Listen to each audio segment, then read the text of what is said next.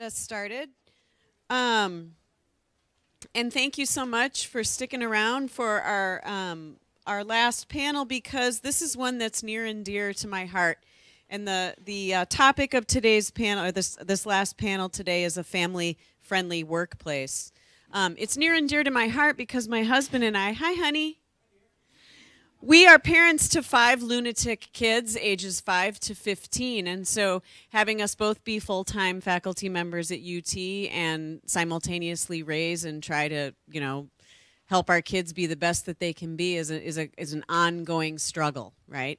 And so juggling the demands of teaching and administration and research and mentoring while also trying to help our kids reach their full potential has been a bit of a tightrope walk. And if you're our age, you also have aging parents, and then helping them ease into their older years and do so while juggling these other things. It's hard stuff, this adulting.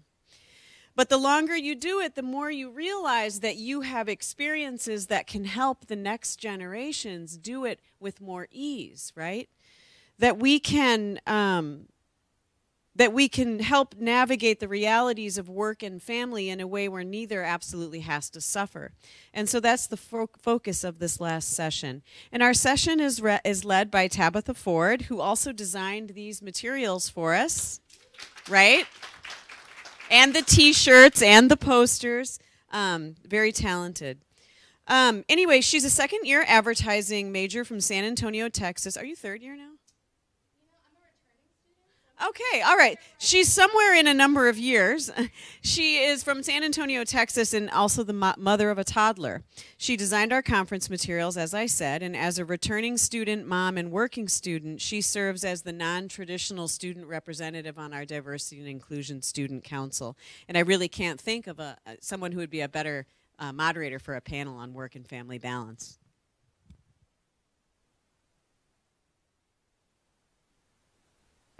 Dr. Kaler. So, like she said, I am the non-traditional student rep for the Diversity and Inclusion Student Council, and not a lot of people know what a non-traditional student really is. And I like to think of it as students who adult, but more specifically, it is students who have delayed their enrollment, students who have returned to school to finish their degree. They're students who are financially independent. They're married students, maybe single parents, people who are caretakers and have dependents. They're those who are working full-time while going to school, and they are also veterans. So hearing all these qualifiers, you might not be surprised to hear that by next year, almost 30% of university students, undergrads, are going to be non-traditional students. I myself, as Dr. Kaler mentioned, am a mother of a 2-year-old. I'm going to school full-time, and I'm working part-time as a freelance graphic designer. And my hands are pretty full, but I knew that whenever I had the opportunity to breathe life into this conference, that it was something that I had to do. So when I graduate, I'm not only entering as a junior-level employee, but also a mother. And I'd be lying if I said I wasn't worried about balancing a high-demand work culture with maintaining my role as a mother and a wife and a caretaker for my family, too. And so with that being said, non-traditional students and employees with caregiving obligations are very similar. Both have major roles that they play outside their university or workplace, and those responsibilities often demand precedence. We juggle multiple roles while trying hard to dedicate ourselves equally across the domains of family, work, or school. So you might not be surprised to hear that non-traditional students have a dramatically lower graduation rate than typical students.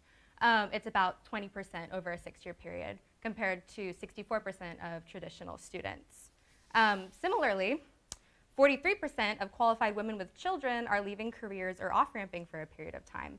And of those women, only 74% will rejoin the workforce in any capacity, and 40% will return to full-time jobs.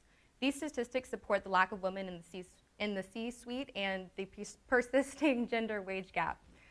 And we can't forget about fathers either, who often have to return after a mere 2 weeks of paid paternity leave with little support for the emotionally and physically taxing life transition they are going through. And this often relegates them to secondary positions in the caregiving for their families too. And even if they do have a longer paid leave available to them, fathers may not take the time off due to persisting unspoken stereotypes and work pressures. So businesses can't continue to compartmentalize work and life separately. Work is essential to meeting the needs of life, but we have been mostly sacrificing living the life we work for to meet the demands of the workplace. Alternatively, some people have to give up work altogether to meet those life demands, and sometimes you just can't do both. And this inequality doesn't only affect one's life at home, but also their ability to be productive on the job. Companies with family-friendly policies increase employee morale, job satisfaction, and productivity while reducing absenteeism and disengagement. Businesses who are understanding of their employees' life demands beget dedicated workers whose loyalty makes up for the time they miss attending to their families. At the end of the day, happy people stick around longer, and they produce better work. So what company wouldn't want to reap those benefits? We're here today to talk about these complex issues in hopes of gaining actionable insight into how we can create more inclusive, family-friendly workplaces. I'm thrilled to be with this incredible group of panelists up here, and I'm honored to be moderating.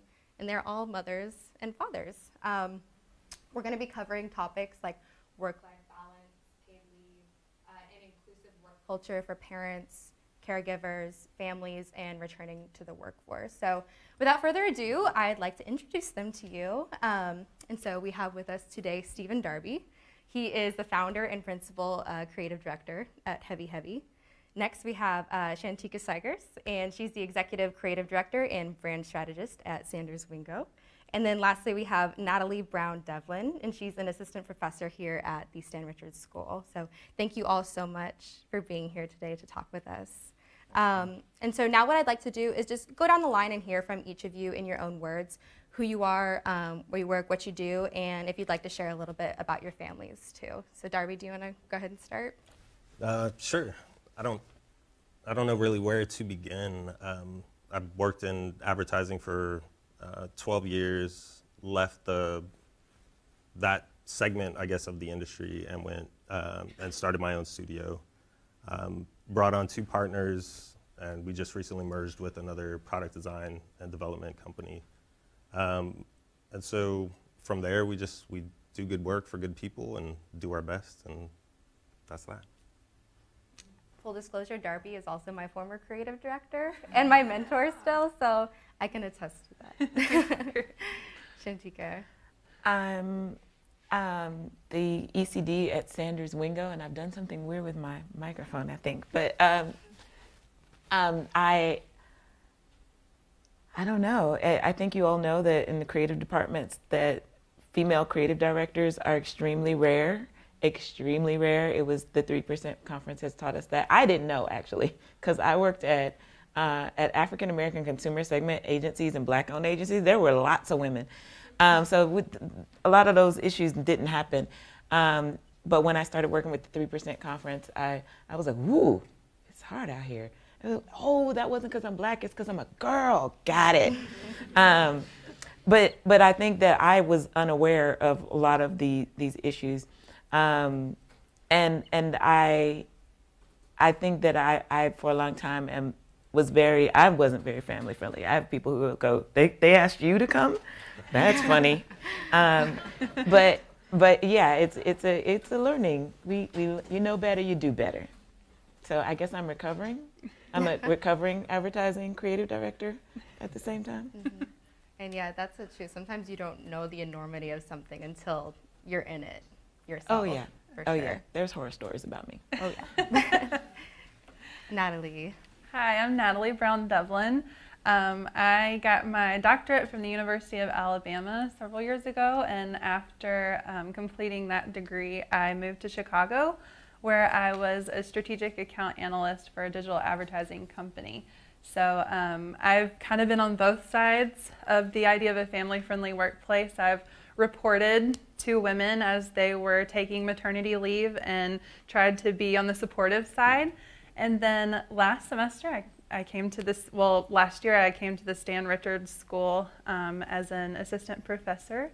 And then last semester, I became on the other side of the spectrum, and I gave birth to twin girls, Charlotte and Elizabeth.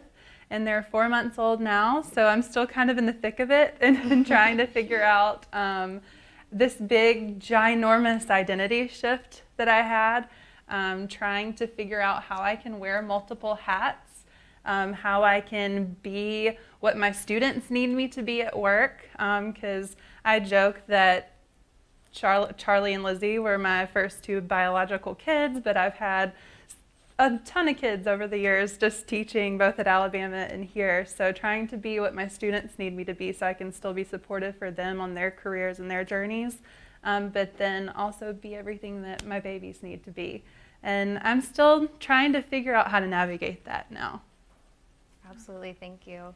Yeah, and there's so much to navigate, which I hope we can address some of that today. So shifting into our questions and talking about transitions, becoming a parent is obviously a huge shift and a huge change. And there's a lot of sacrifice, but there's also a big end goal with that. You know, you sacrifice maybe on like a larger scale part of your freedom to do whatever you want, you know, like your life changes in that way. And maybe on a smaller scale, it's being able to have a snack and not share it with somebody. But we have trade-offs to get that end goal of growing our family, having that love and bond that comes with children. So my first question is, with things like short maternity leave, long work hours, and the unbelievable cost of childcare, are those factors that have affected your abilities to be the worker or parent you wanted to be? And did you have to make any short-term trade-offs to achieve your long-term goals in that process? Will you say that again? Sure. Maternity leave, short maternity leave, long work hours, the unbelievable cost of childcare. Have any of these factors affected your abilities to be the worker or parent you wanted to be? And then additionally, did you have to make any short-term trade-offs to achieve your long-term goals? Okay. I will say this. I also didn't mention the reason I'm here. I have a 9-year-old boy who, ironically enough, I'm right now missing his little music program because I had to go to YouTube. Oh, don't feel sorry for him. I'll tell you why later.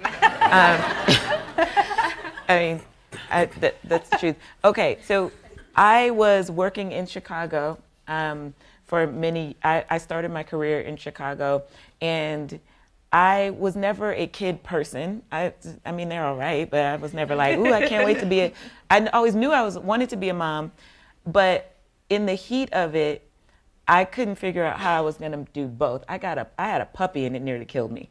Like, I had to pay ridiculous money to have people help me with this doggone dog. And I, over the years, I just I let it go back. And then when I was 36, and if anybody knows that when you're 36, you're geriatric mom, they actually write that on your chart.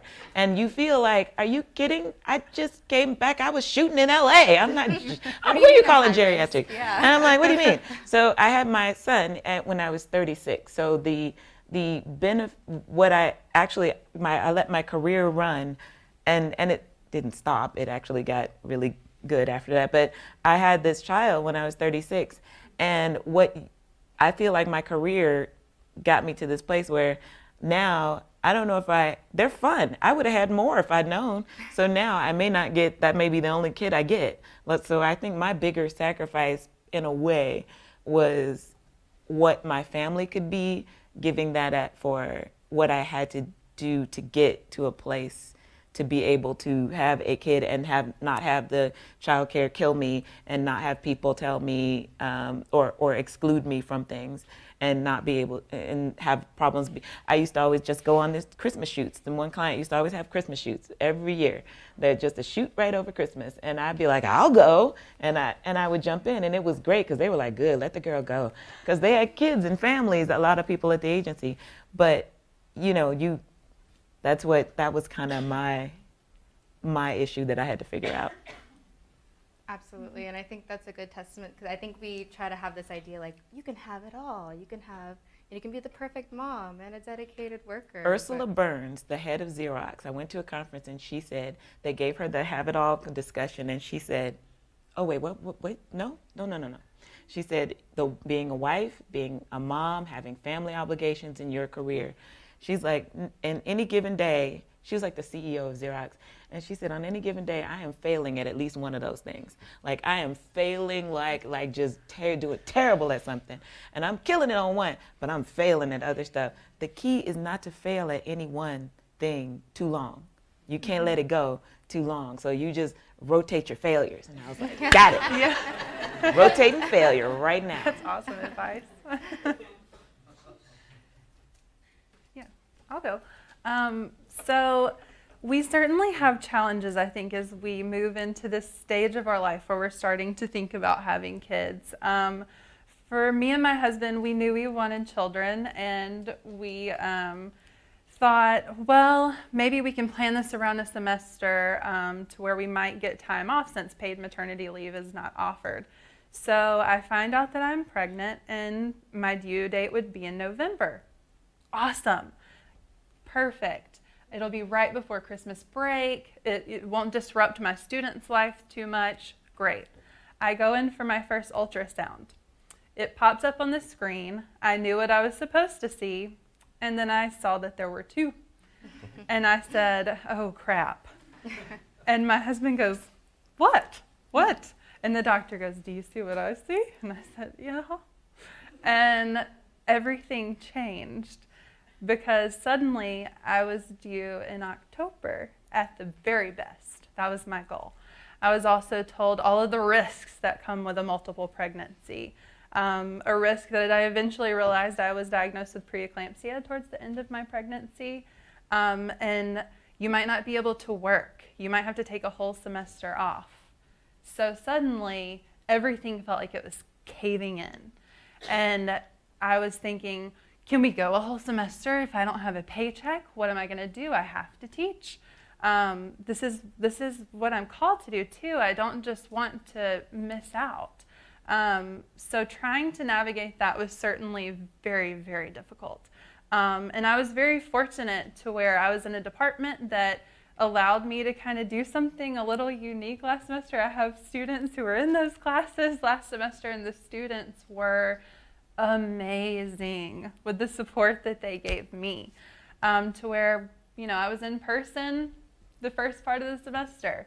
I go in for a routine checkup, and they tell me you have preeclampsia, you're on bed rest. At the very worst case, we could lose you and the babies. That got my attention. So suddenly I have to tell them, I'm not going to be at school tomorrow. I'm so sorry. I have everything recorded. Please reach out if you need anything. And 3 weeks after giving birth, I made it to my scheduled C-section. So 3 weeks after that, I returned to teaching.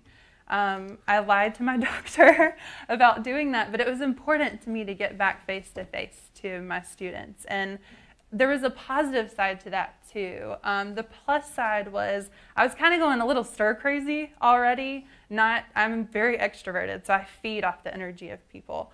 And I was going a little bit stir-crazy, so getting back in front of the class and just seeing their smiling faces and just getting that experience, I was really energized. But at the same time, I think sometimes we convince ourselves as parents that we can do it all. And I thought I was just doing great. And then all of a sudden I come home from work one day and I'm so crippled with postpartum anxiety that I didn't know what to do. I told my mom, I told my husband, I feel like something bad's gonna happen. I can't get over this feeling. Something's wrong, something's wrong. Go to bed, Natalie, go to bed. And so I think when we're talking about things like a family-friendly workplace, it's important too to realize that becoming a mom and becoming a parent, there's a lot that happens mentally. Some women, for me, anxiety was a problem. For some women and for some dads, postpartum depression is a thing. And so it's how we can be supportive. I was fortunate to have fellow moms who are my colleagues in the department reach out to me on Facebook. I was fortunate that I had a colleague come into my office and just say, hey, I hope that this isn't inappropriate. I hope this is okay, but how are you doing? Are you just like you? How are you doing, even mentally? Is it okay? I know my wife struggled after she gave birth. And I was like, oh man, I'm doing great now, but for a second there, it was really hard. So I think that there are a lot of difficulties to navigate, and I'm still kind of in the throes of it now. When we talk about we haven't put the twins in daycare yet, but when we do, having 2, I went from the enormous cost of childcare being $1,200 a month for a baby to it being $2,400 a month for me. So we're trying to keep them out of daycare as long as possible. But I'm so fortunate to have family. Both my parents are retired. My husband's mom has taken time off work to come in and help us so that we can still both pursue our career dreams and try as best as we can to trade off what we're failing at that day. That spoke to me so much because that's what I feel like I'm experiencing right now, trying to trade off my failures.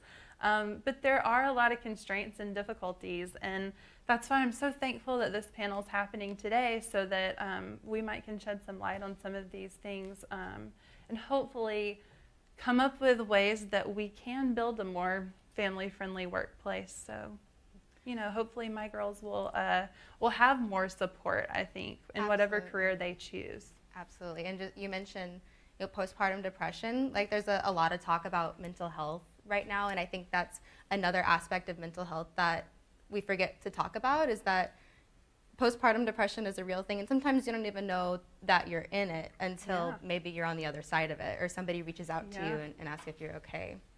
Darby, do you have anything to add to that? Yeah, so my story was relatively simple, wasn't super difficult. My lady did most of the work. So she's a nurse. She was still in school when she got pregnant, or we got pregnant. And I think for both of us, we needed to immediately kind of prioritize what was most important for us as a family, right? Because to both of your points, like, you can't do it all, but I think the stuff that you can't do ends up being not as important as the stuff you need to do. And so keeping mindful of that, even to this day, my son's 11 now, and he's always been with me in client meetings. He's been, at the office or the studio, wherever I've worked. Not all day, unless it's been my shop. I do what I want at my work. But I think for her, we both had this increasing level of anxiety career-wise. She was still trying to get finished with school. My career was just starting to kind of ramp up. And it was planned. It wasn't like, an accidental kind of situation. But, the gravity, I guess, of what the changes will be, you don't know until you're in it. Mm-hmm. And you just got to stay flexible, I think. And that's where we were able to kind of take stock of what was important to us and keep focused on, not worrying about the stuff that didn't really matter, right? Right. Laundry is piled up on our kitchen table pretty much all the time. She works 12-hour shifts 3 to 4 days a week. So, in a bad week, I feel like a single parent, but we're all it's like one hand washes the other, and they both wash the face of our family, right? So I think that was the most important piece for us, was the prioritizing of our own goals as a family. Absolutely. And I think sometimes you kind of have to let go of some things too. Yeah. Like, you want to do the dishes and the laundry, but there are so many more important things that can wait for that. So thank you for your answers. Our next question is, what strategies have personally been most effective in meeting both those needs? Darby, you talked a little bit about, sometimes it feels like you're a single parent when you're on those 12-hour shifts, but you make it work. Can you expand on kind of like how you made it work? Yeah, so as my career was taking off, we're getting ready for this baby, and hoping for the best. Like, you have your doctor checkups, and we're doing that. I guess as we got closer to delivery, they accelerated to or the frequency was more, right, like once a week toward the end there. And this was right during the economic kerfluffle or unpleasantness or whatever. So I had been laid off 4 times in 3 years, right? So I was always looking for a job, basically. I got super good at interviewing, and then eventually just stopped really caring. I figured as long as we had enough money to pay our bills and eat, we were going to be all right. And I think career-wise, like when I started, I felt a lot more excited about working on big campaigns and doing stuff that was going to be, that, I don't know, that came with some level of fame or whatever, right? And I think having a kid changed my perspective on that, because I see in him, I can do a lot better work in raising a child than I could doing anything else. And so that became the priority. It was terrifying at a lot of points. Like I remember getting laid off a week before Christmas from a studio in Illinois, and the principals at that studio called me in, and they knew I was making almost no money riding a bike to work, so my lady could have the car in case shit happens at home. My son was maybe, I think he was 3, and so losing that income, and then depending on kind of her, whatever we were supplementing our income with student like loans and grants and things like that, it certainly wasn't fun, right? Like, but I think we just learned to tighten our belts, and you don't get the new stuff when it comes out. You chill out and you just like save up and be smart about how you spend your time, right? Like specific strategies, I think, were finding ways to save time anywhere we could and save money anywhere we could. Maximizing kind of efficiency on anything we did was paramount to just keeping everybody like level-headed and calm.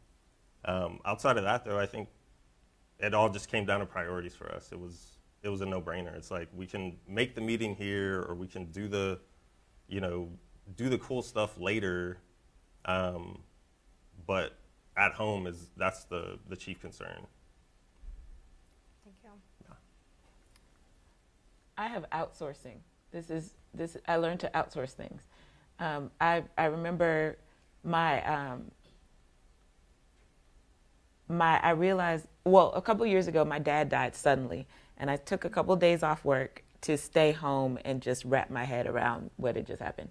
And I was in my house, and one of the things that hit me was how quiet it was in my head. And I thought, well, why is it so quiet in here? And it's because I couldn't do what I normally do, which is every time I'm at home, if my son is trying to talk to me about Thomas the Tank Engine, I'm going, yes, and I'm looking a little bit past him and going, why can you not clean these baseboards, Sean? You are such a jerk. Like, what kind of human being can't just manage to clean? And the windows, you said you were going to have the windows clean. And oh my God, look at this pile of laundry on this kitchen table. Like, I had this horrible, oh my God, the dog, what if the dog's done? What's that smell? Like, there's a running thing in my head that said I was doing something wrong and that I was screwing something up at all times. And I was, but I don't have to berate myself about it. I need to lean into it. But I was kind of going, but I didn't have that room. I couldn't afford myself that room because my dad had just died. So it shut off. And I was like, this is a strangely peaceful place when I'm not telling myself how awful I am and thinking of all the things that I'm bad at. And I immediately said, okay. And I got over the idea that it was cheating somehow. I don't know. I thought maybe, or that I could do something else with this money. And I said, no, that's what this money is for. It is to facilitate me being able to really pay attention to this diatribe about Thomas the Tank Engines. And I need to outsource. I'm not outsourcing this. I got a house cleaner. And I got a guilt-free. It's important to go guilt-free. It's a guilt-free house cleaner. And I have someone who cuts my lawn and keeps my lawn lovely. So when I come home, it looks really beautiful. So anything. And by the way, children are labor, okay? You need to know this early. People coddle those kids. And people used to have whole tribes of children to run farms, okay? My son can do his own laundry at the age of 7. He doesn't have to do it all the time, but he thinks it's fun. They think it's fun. Okay, they let them do it. Get this broom. I mean, my son he's a citizen of the family. He has to discuss with me how he's a citizen of the family and how he works for the greater good of the family. What are you contributing, kid? And one of his things is he has to wash his clothes most times. He has to do these certain things. He has to take the garbage out. And the other day I was so overwhelmed, I almost started crying. And I'm not a crier, but I was in my car and he went and took the garbage out without me asking. And just wheeled it to the curb.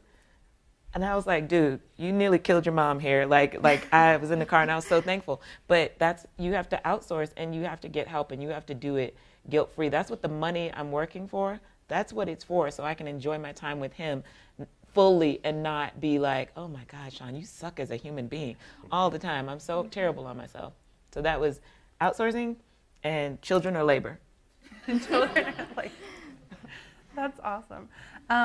I think that what you touched on is something that's very important. And I was fortunate enough that my sister-in-law warned me about this. This was her big warning for me when I found out I was going to become a mom. And she talked to me about the concept of the mental load that is so often carried by women in the family, to where we're constantly the ones thinking, like, for instance, one of my daughters had to go to physical therapy this morning. Her sister sat on her head in the womb, so we're having to teach her that it is okay to move your neck both ways. So I'm thinking, okay, I've got to get her out of the house, which means I need her to take a longer nap. Okay, I need to pack the diaper bag. She needs a change of clothes because she has a problem exploding her diapers, which means she also needs changes of diapers. She likes this toy that helps her get her head moving. That means that Charlie will still be home. I have to have her down for a nap so it's easier for the great-grandparents while Mike is off with physical therapy, and then I'm going to work. So that's just a snippet of what's running on in my head at any given moment. And I think recognizing how difficult it can be to carry the mental load if you let yourself be the only one responsible for that, and going ahead up front and saying, I'm going to ask for help. And I'm fortunate enough that my husband is someone who is so supportive and helps me carry that mental load. And I think that's what's important, is finding your support system early on. When the girls were first born, my mom just moved in with us for the first few months. She stayed the whole fall semester. And I don't know what we would have done without those extra sets of hands. But it's things like getting that help to get the laundry done, or just going ahead and prioritizing and saying, you know what, it can wait till tomorrow. And at the end of the day, if the little humans are still alive, I've done my job. We live to fight another day. And it is just taking it to me, especially right now in the throes of everything. We just finished that 4th trimester they tell you about, and they're starting to sleep through the night. So there was a light at the end of the dark tunnel of the newborn face. But your priorities, I think, like what you both touched on, is very, very important. Of just trying to navigate, knowing that it is going to be difficult, and it's okay to be difficult, and it's okay for you to have that moment of like, what have we done? What have we done? This is so hard. But you ask your point about the help, getting help is very true. But you also have to accept the help you get, because I have a very supportive partner. His dad is great. And I mean, I have friends who have great husbands, but if they don't make the bed right or cook the food the way you wanted them to cook the food, then it's, and I'm like, we got to accept this help that we got. It is done to the best of this other person or this other person's ability. And I think a lot of times the women will come in and go, I'll just do it because it's easier, or I want it done my way. So then you step in and I go, okay, martyrs, good luck with that. Yes. I'm going to bed. I'm sleepy.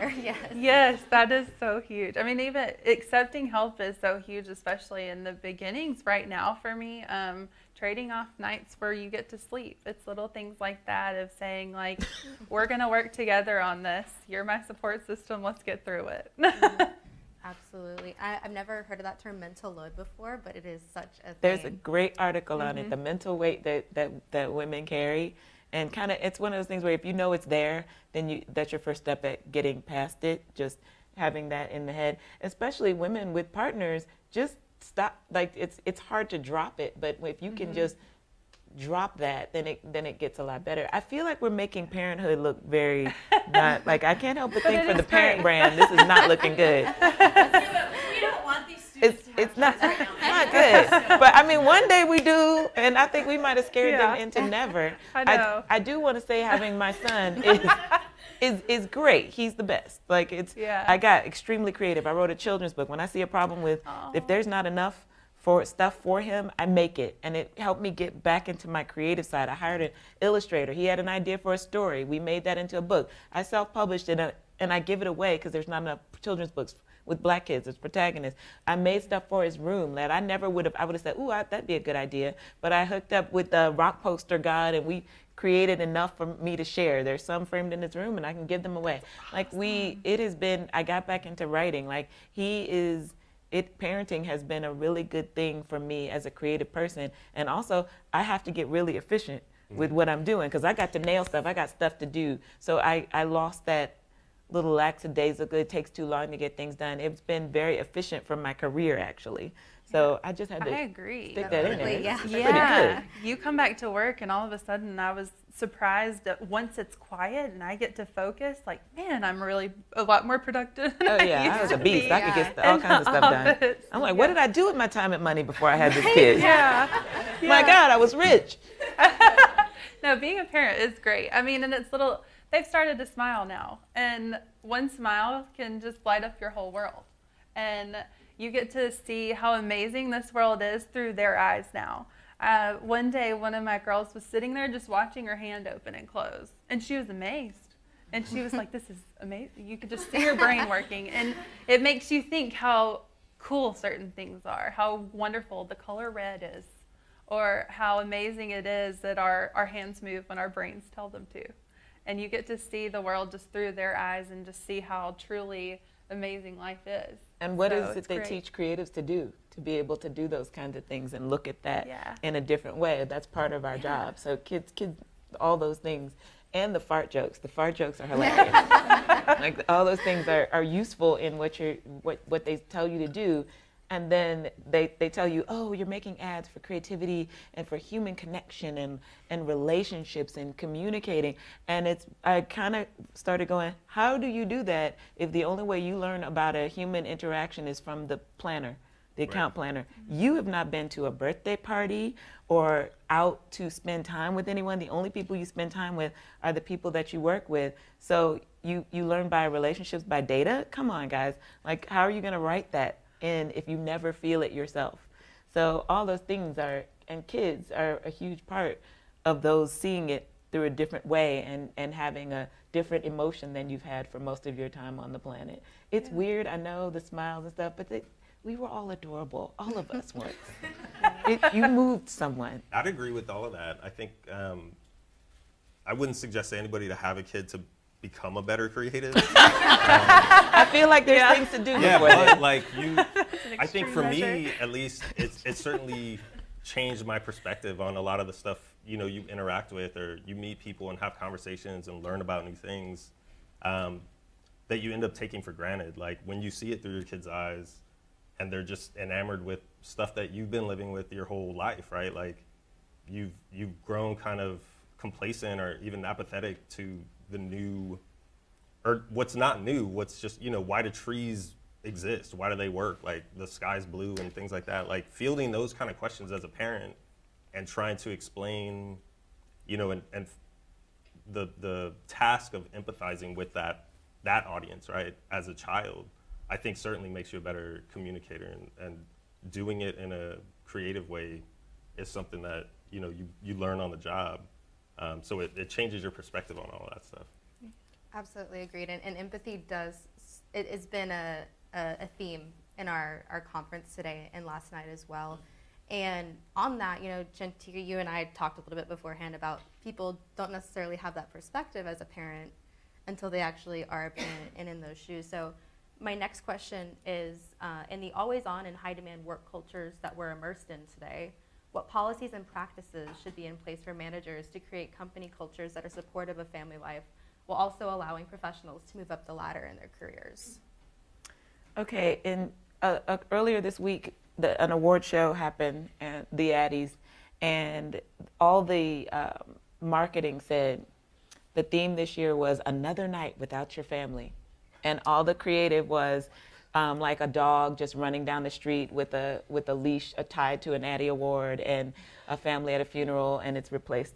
There's a space, and there's an Addie Award there saying that someone was missing, someone being sad, and I work in a business in an area where that's applauded, and I'm acknowledging my guilt in this previously. I think that hanging in the industry long enough to take the big chair has been important. I'm the ECD, and I was in Austin. I think I was like employee number 4 in Austin. And so they hadn't formed anything. My job was to build the department. So I could build a department that was far more family friendly because I was the boss. And so and then I was the pregnant boss, and then there was the pregnant CEO, and we were all old like chicks, like we were all the like 30s at that point, and so it was a bunch of pregnant chicks walking around. Then account per service person. So the office developed and grew, and we were knocking down pitches and getting new work. It grew up around a bunch of pregnant women. So I had 3 months maternity leave. I was on a conference call the morning I gave birth, because I like what I do. But I then took most of my maternity leave, and then I started coming in halfway because they were like, what should we do? I don't know. We never had these pregnant chicks before, and we have to figure out what to do because they're at this certain point in the organization that we have to figure out how to work around that because we can't give this baby back. So they had to work around me and all the other pregnant women, and so then that grew into policy. So the moral of the story is hire women and hire people that have kids. And that helps it along in creating a culture.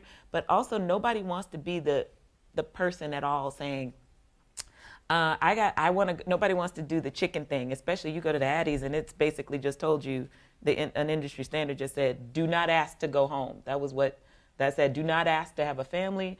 Do not come here with this mess. Like, that was what that said. And I was like, ooh, that's an interesting message. But companies have to put it in place because it's awkward, it's scary to speak up. And so we had this discussion, Leslie, our CEO, a couple months ago. She said, last year she spoke at the 3% conference, and she said, hey, let's talk about some stuff like women, workplace stuff. I think she was pregnant with her second child then, and she couldn't go speak, so she had to record a video. And she said, do you peek in? We always say that when you're on PTO, go, be out, be with your family. And then she's like, do you peek in? And I said, I do. And then she's like, okay. And she's like, that's not what you said you're supposed to be doing. I said, I know. I said, but I mean, it's on my phone. It's like, she said, why? And I said, well, because it's mixed in with the emails, like my personal email and my work email. So then I see something and I answer it. And she said, oh, interesting. And because we kind of are behavioral science people, she goes, what if I turned your email off and you can't get it when you're not there? I said, Don't. I was like, I don't know how I feel about this. But that it's true. If a company has a policy and procedure that cements that they want me to not answer these emails when I say I'm supposed to be off, and I have to figure out who's going to take care of things for me, that it helps when the company is stepping in and putting things in place to say, no, we seriously mean it. Because everybody tells, yeah, we want you to really be off, and then they call you. Mm-hmm. So we want you to really be off. And so when she said that, it struck fear into my heart because I didn't know what to do with that quite. But I think that policy is important to set the tone because nobody wants to be that person when the industry is telling you, don't be that person. Right, you don't want to look like you're not dedicated. Yeah, you don't want to look that job. way. Yeah. I think flexibility is really crucial. I was fortunate enough last semester to be in a department that was very flexible, let me kind of have a class that looked very different, that was hybrid in nature, and allowed me to use technology to still try to meet my students' needs to the best of my ability. So flexibility is crucial. Also, having things like paid family leave. I prefer the term paid family leave over paid maternity leave because I think that it needs to incorporate a lot of different families. It needs to not just benefit women. Women certainly need this because 40% of households right now, the primary breadwinner is a woman. And policies like this do prevent employee turnover, prevent women from leaving the workforce. But it also needs to factor in things like we're going to have an aging baby boomer population and people are going to need to take care of their families. They're going to want to take care of their parents. And having a good paid family leave policy and encouraging that work-life balance is something that's very important.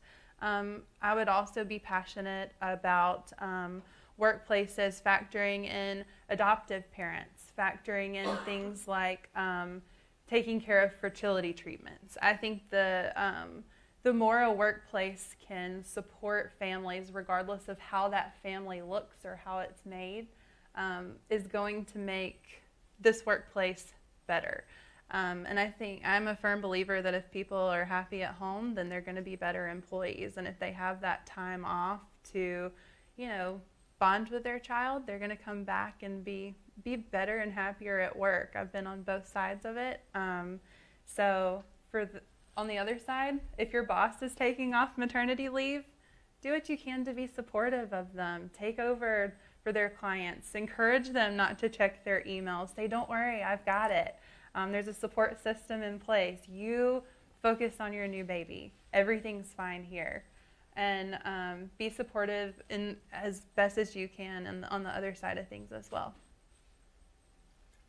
So my perspective is a little different, I think, because my time in advertising, so the 12 years that I spent bouncing around in these different agencies, it was probably 11 years too long. I realized maybe before I left, I spent probably a year just completely at odds with everything I heard from people I worked with. I hated everybody I worked with. I thought they all had terrible ideas. Creative directors reaching into trash cans and pulling out discarded ideas from junior designers. And yeah, it was just like, I was at odds, I think, with the culture of it and the expectation that we had to financially validate being decent people instead of trying to find a business model to support being decent people from jump, right?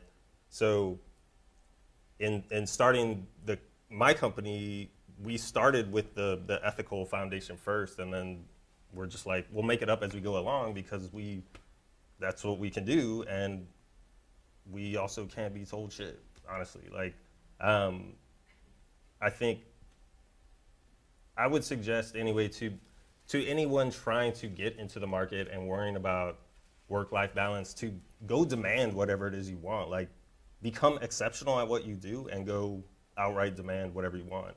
If you find that the pieces that are that you require for your happy life and your longevity in the business are not there, go somewhere else. Like, we'll hire you. You know what I mean? Like, there's somebody out there who can use your talent without forcing you into a system that's not beneficial to how you want to live your life. And I think there's not enough on the talent side driving that kind of discussion. I think if you wait around for management or for agency industry people, to your example, right, if the Addies are promoting this culture, that's where everything it works downhill from there, right? So that's where smaller agencies take their cues from. They feel like that's who they need to be. They need to go win those awards and look like those kind of companies. And so I think that's where everything gets backwards. Like, there's not enough damn the man kind of spirit. Like, you want to get into the industry, and I think that's, you have to compromise to some degree. Nobody is going to let you roll in with sweatpants and, just do whatever, whenever. But I think as long as you can demonstrate that you're productive, like, we don't require anybody to be in our studio unless we need to talk face to face. Like, go do your work wherever, right? Like, as long as it's good and I know it's going to get done on time, that's fine. Like, go hang out with your kids. Like, I'm certainly going to be hanging out with mine. So I think on the talent side, we need to drive that discussion and make the demands.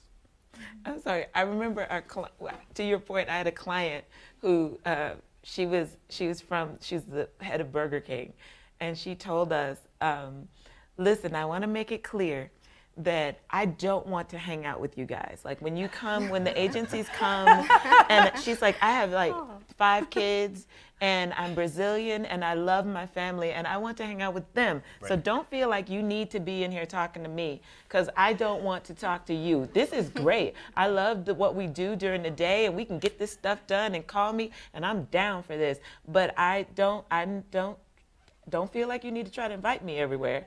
And Flock cracked me up with that. It's true. I don't want to be here with you guys. Yeah. I want to go. And I love the people I work with, and I love the work we do, but, you know, it goes back to priorities. Like, I certainly would bend over backwards if their families were in trouble or, you know, needed some, that's how we operate as a business, but they're not you know, they're a close second, I guess, to my family. I think you do hold so many of the cards, the people that are coming into these places. I, for many years, would say that, like, when people would interview, I had to get used to people coming in and kind of saying, not having the same reverence for advertising that I did, because I drank the Kool-Aid. People would interview, and I'd say, yes, let's do this, and they'd say, okay, now listen, I got an organic earthworm farm, and I DJ, and so I was wondering if I could work like have every other Friday off, and on Thursday I need to be out here to feed my earthworms by 4:30, and I would be like. Back in my day, I would be losing it in my head, like, because I was a person who I wanted to smell. When I walked past Leo Burnett, I could smell the air conditioning. Like, I was that person. I was the nerd who carried around Ogilvy on advertising. And I fought so hard to get into the dang on industry, and I was just all in and crazy and brainwashed. And I was like, yay. And then I kind of went, okay, you know what's about to happen, people? Is while you're talking crap about the millennials, they are going to fix a whole bunch of stuff for we parents. Yep. So when they come in and break this thing, it works for us too. Because that means I get to say, listen, I DJ part-time. Now, never mind, I'm playing the wheels on the bus. They don't have to know that. I'm going home to my earthworm farm and my DJ gig at home. I'm leaving too. And having that openness to accommodate this new wave of people, because you are right, the talent, we don't have the lock on talent. We were the rock stars of the business world. We're not that anymore. That's tech. And we're gonna lose our talent if we don't change to not be so dang on smug about these ads that we make, and find the people that love it and care about it, but also love and care about the people we allegedly are making ads for. Right. So you're right, the cards are on when you're coming in. You will have, if we like you, we will do strange things that we wouldn't necessarily have done before just to keep you. They did that when I came here because they didn't know what to do with a pregnant creative director. There was never such a thing before. And many agencies have never had to deal with such a thing. So it works. When you've got the cards, and you can find your tribe. You find the ones, we let the kids come in. We know you're leaving to pick up kids. My kid is like, can I go to work with you? Because we got basketball and stuff, and he doesn't understand how it's possible that that's not some sort of playground that I work at. But you find the people that are down with you. I wish I had unbrainwashed myself a little bit significantly earlier. I mean, I was fortunate. The company I was at previously had an unlimited vacation policy. When I got there, I was like, what? And their opinion was, if you're getting your work done, like, don't go crazy with it. Obviously, you can't take off just 4 months of the year. But if your work was done and you had to go somewhere, if you wanted to take a long weekend and head home and see your family, do it. Be ready to get back to work on Monday. We'll see you then. Log off, stay off when you're on PTO, same thing. And that was very helpful to have that kind of culture. And I think it was kind of, like you said, like the millennials started coming in and they did get a little bit more lax. Super casual coming in. Yeah. I love it. Yeah. So, and then also when you're coming into the industry, I think something that I always tell students in my office is find a mentor. You can see even at the different stages of parenthood how like the advice they're sharing, I'm like, oh, that's wonderful. And that's going to happen when you get into your job. And I always recommend to students, find a mentor, especially if you're a female, find you a very strong, empowered female mentor who is a level above you, and find you another one that is in a management position. And what that's going to do is the person who's a level above you was just in your shoes. And they can tell you how to get to the next one. And then the manager position can tell you a lot of other things that she's gone through with work-life balance, how she's navigated her career, and you have somebody to advocate for you at review and at promotion time. So I think that's one thing that I hope you take away from this panel is, eventually you will be in the stage that we've been at, where you're going to start thinking, okay, I've got the career kind of going, I want to maybe start thinking about growing my family. And find a support system too, even in the workplace, who can help you navigate all these new hats that you're going to wear and give you some of this advice. Absolutely. And I think just like one overarching theme of communication to, communicating openly, like what your obligations are, and so that both parties, understand what your needs are too. And it sounds like most of the time are willing to accommodate, like if you express those. Sometimes, it's just terrifying, like to be the first one to say what you need. Sure. That is extremely scary. But things that I did not believe would change have changed. And we got a black president. Everybody used to always just say, well, that's never going to happen. And then we got one. And it was kind of okay. And then things started happening, like Robert E. Lee School got renamed somehow, and I did not think that was even something you could even ask for. Like I just ignored the fact that they wanted my kid to go to the school where they wanted him enslaved and ignorant. But I just kind of ignored the Confederate statue issues because I figured it would not change. And what I've learned is, wow, and some of the Me Too and Time's Up, like, it's amazing how it's never going to change, and then it changes. But it takes somebody to be, I just don't want to discount the bravery it takes to go in and say, it is important to me that I be able to not stay here because you are unable to make a decision on something that you were supposed to make a decision about 2 weeks ago.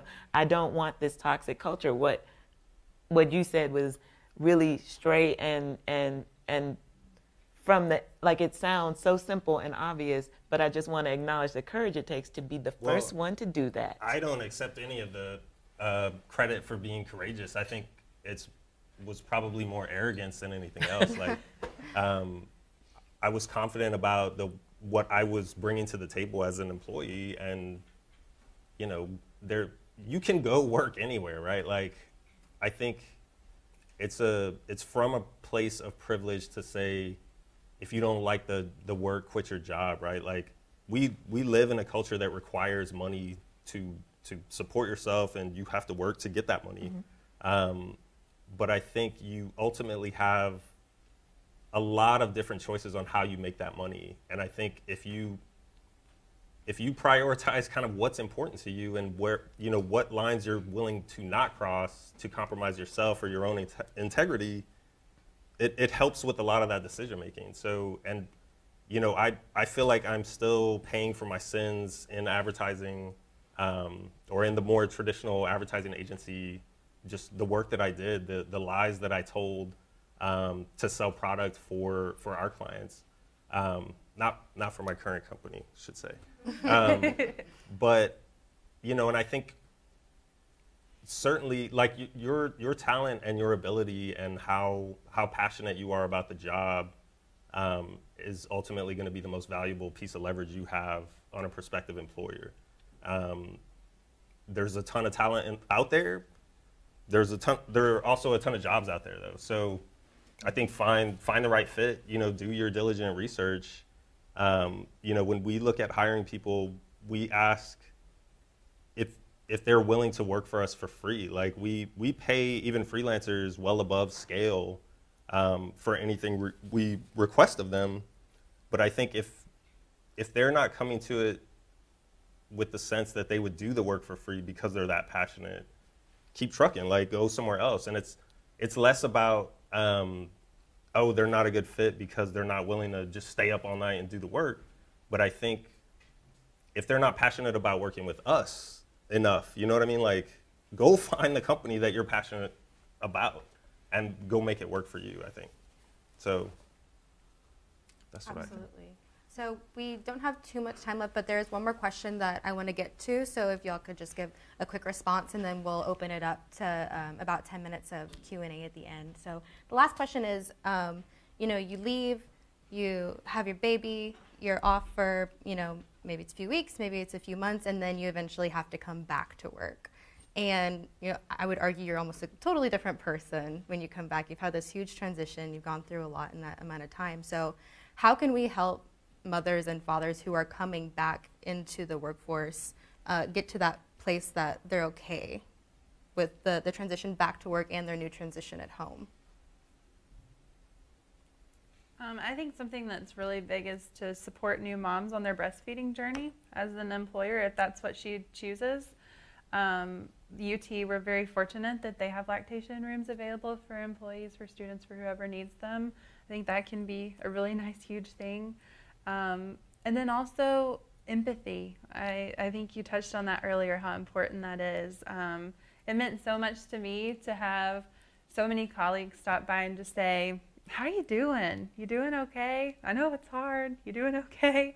That really helped, and it meant a lot to me to have students just, excited to see me back and kind of maybe go a little easy on me if I lost my train of thought mid-sentence and was like, I'm sorry, I slept an hour and a half last night, and they just laughed it off.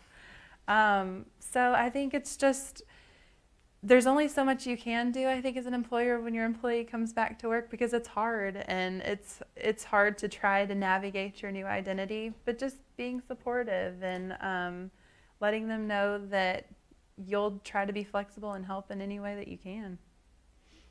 I think Sanders Wingo was just very easy about the whole situation. I was out for 3 months, and I think after that I did a little bit of like half the week and kind of working from home. We now have unlimited working. The vice presidents and up have unlimited work from home. So we're downtown, so people meander, and if I'm working from home, I kind of don't care where you are as long as you get your work done.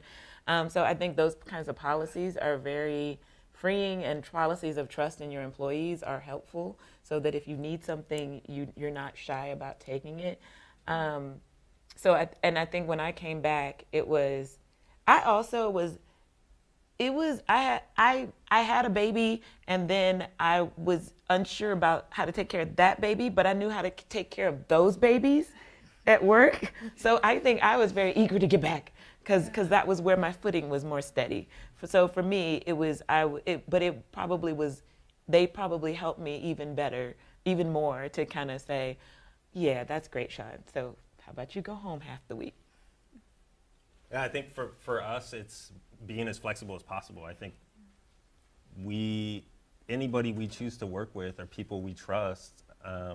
So it's like, if you need time, and especially when it comes to paid leave, like if we can afford it as a company, like that's why we're trying to get money, right? Like, it's to spend on stuff. So I don't know. I think it's about having the right fit with the right job in the first place. I think if your employer is feeling like you're going to take advantage of time off, or like it's already sour, like it's not a place you should be working.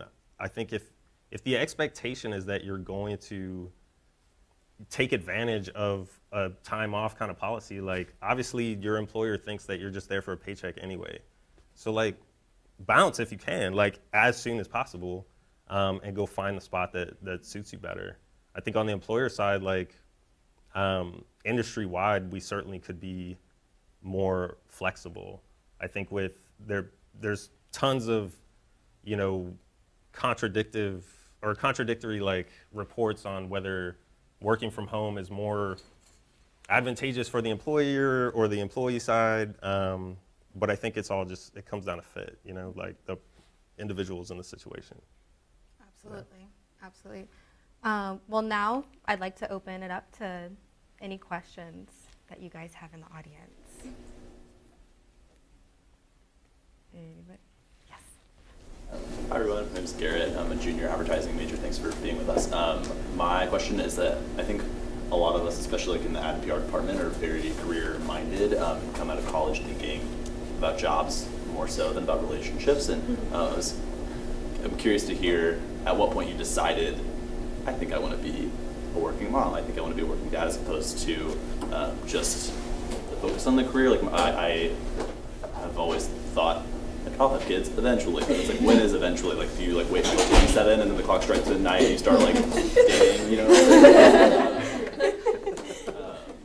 Thoughts about how that transition into seeking out, you know, marriage and family. I just waited till the very last minute possible. I did.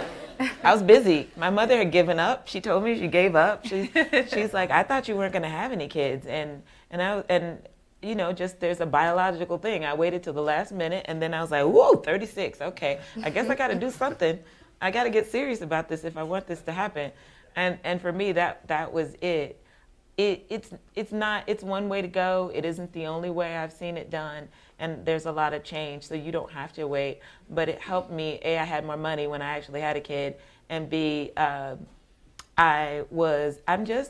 there's something about I'm much more calm about, for the initial freak out, I'm pretty calm about stuff that he does and things that freak other people out. Doesn't freak me out. Also, I have a cushion of money, so when I screw something up, I can kind of fix it. So I think it depends. I mean, for women, we have a different thing. There was a chance I would have never gotten a kid if maybe I waited too late. I didn't know if I was like, this might not even work. So it's really an individual path.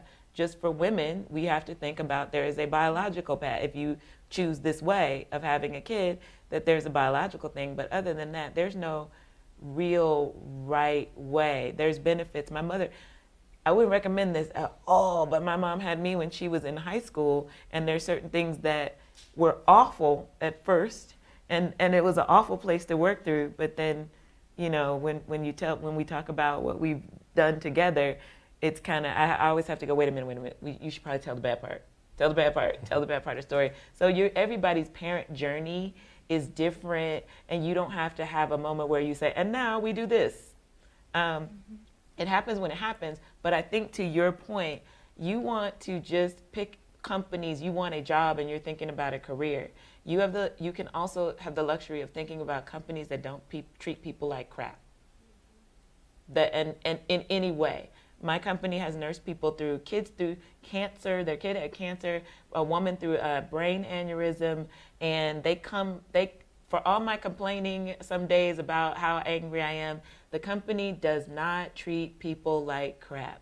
And that's parents, that's people with sick children and all of that. So I think your larger thing and your larger takeaway is look at how they treat people. And don't work for companies that treat people like crap. Yeah, I would agree with that. I think companies that do deserve to suffer by not being able to recruit premier talent, right? Like that's how market speaks, right? Like if they can't get on your level, like the planner in me was like, okay, we're gonna do this Monday, Tuesday, Wednesday, right? Like my wife is much the same way. She's a neuro ICU nurse. I come home like all upset because I had to restart my computer a couple times. And she's like, yeah, people died at work today, right? Like, I think understanding the perspective on like what matters, right? Like you meet somebody special and decide like, let's own property together. Let's have shared cell phone plans or whatever. Like do it when it makes sense. Like, and, you know, I wouldn't recommend, like, go rush off and just, like, throw caution to the wind. But I think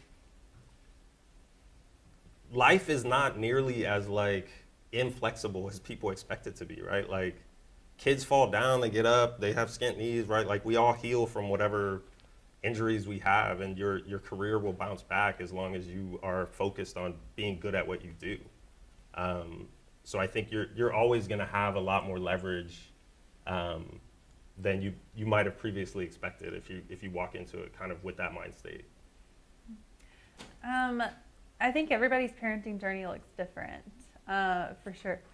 For me, I felt like we were in a place that we liked. We had a house that was conducive to having kids. It was easier here than in Chicago, where we didn't have a car. We used public transit. I worked crazy hours till like 10 some nights. And it just kind of felt right. I mean, there was no I just don't think there's ever this perfect time per se. I had the discussion with my husband when we were thinking like, oh, do we want to have kids? Should we start? Maybe it'll happen in a year. And then it happened quicker than we thought it would. I was still like, you know, trying to get tenure, and what is that going to do to me? What's it going to do to my career? I mean, that was some of the first things that I brought up in the conversation. And at the end of the day, you have to realize, like, there's never just going to be a perfect time. If it's not this, it's going to be something else. If this is something that I really want and we feel like we're financially secure and in a good place, then let's go for it and see what happens. But you'd never have enough money for children, though. Let me make that clear. Like, I used to think, once I got a certain amount of money in my bank account, then I'll be responsible enough to be an adult. But this is not how it works. Your expenses increase the more yeah, you make anyway, right? It's not going to happen. So really, it's about you going and realizing that some families don't have the biological issues. You just sit down and have this discussion and say, we're going to pursue adopting children, or we're going to expand our family. Or sometimes it just lands in your lap that somebody needs you, and you step in to help them. So it's just being flexible and having companies that are flexible about you saying, I want to do this I want to have this part of my life happen. No real good advice on when. It just depends. Check the benefits when you're applying for jobs. I tell students to do this all the time, but check it in a variety of life scenarios. Do they have support for fertility treatments? Do they offer short-term disability for leave? Does that short-term disability cover adoptive parents? If not, maybe consider a different company if that's what's important to you. Because that's a really great point. Everybody's parenting journey looks and can be so different. That really paying attention to what's offered can definitely help you on that journey.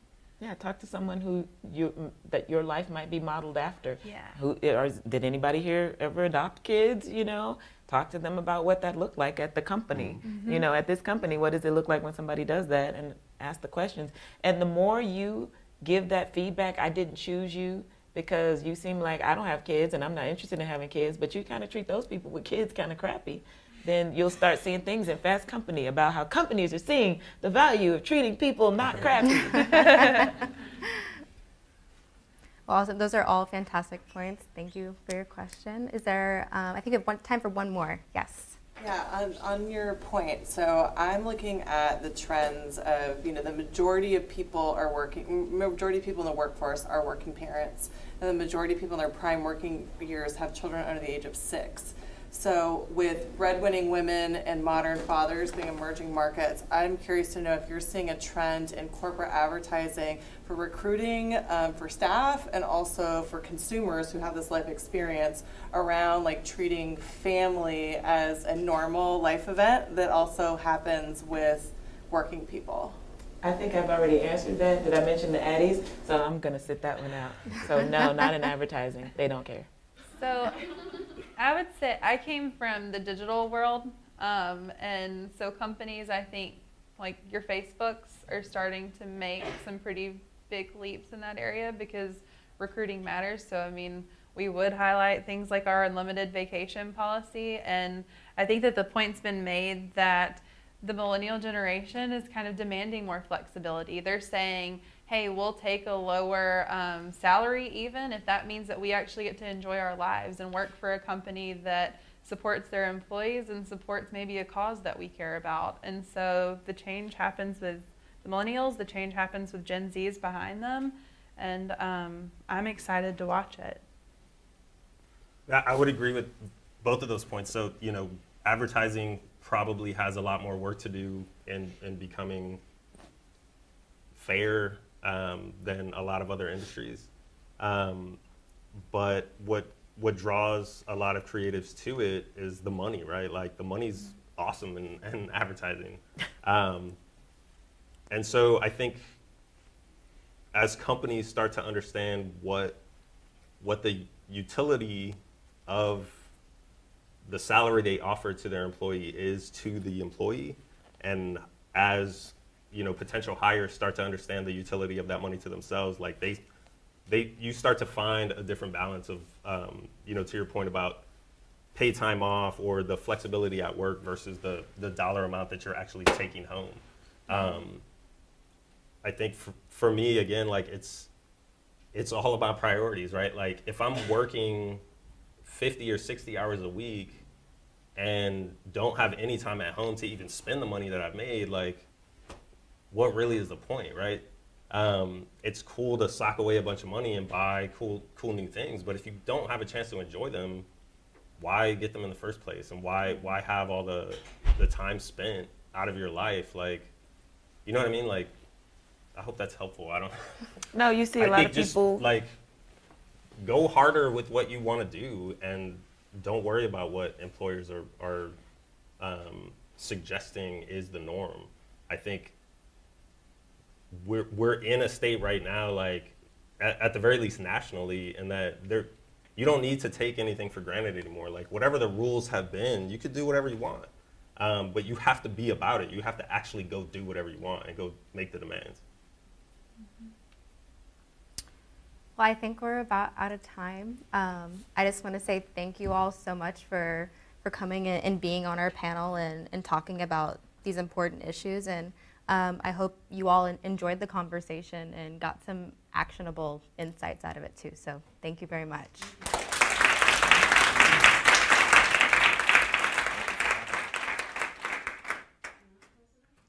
So I'm a senior lecturer in advertising and public relations and director of the Moody College Honors Program.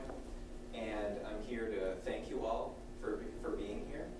I want to thank Tabitha especially for doing such a great job as moderator here, and Steven, Shanteka, and Natalie for rounding out the closing panel of the conference. This is our 5th one. It's been a day and a half of back-to-back panels, and I'm not tired. I'm energized. And I think that is a job well done. All right. I think that's a job well done. The job's not done, but I think we did a pretty good job here, didn't we? I want to stand up here with me, and Leanne, you too. No, I don't. So I'm the proud husband of Leanne, and the proud professor of these amazing students. I'm incredibly lucky to have so many great undergraduates and to be able to teach them every day. And you know, we don't have an experience like this every day with these great panels full of wisdom and life experiences. But this is the sort of energy, right, that you get in the classroom and that we love about teaching. You know, in the education business, this was a big success the past day and a half. There's a learning experience, right, that happened in the conversation that happened. We talk about that. Oh, we need to have a conversation about this, right? About these issues that we're talking about. Race and gender, and inequalities. And people sometimes ask, well, what does the conversation look like, right? I think we saw something like that, right, in the last couple of days here, where people sat down and felt comfortable with each other. There was chemistry on these panels, and part of that was because we put a lot of effort, right, with the students' help, arranging the panels, figuring out who would be good fits, who could speak to this. I think the evidence speaks for itself, right? These were terrific panels. Students, come on up here. Stand up. He really means it. He's going to make you do it. Here.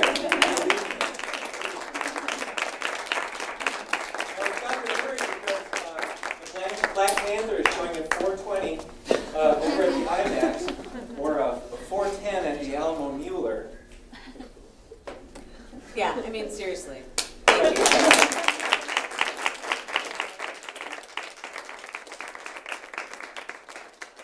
And they brought their resumes, so. Turn around. All right, thanks, you guys. Thanks so much for Thanks coming. Thank you all for coming. Thanks a lot for coming.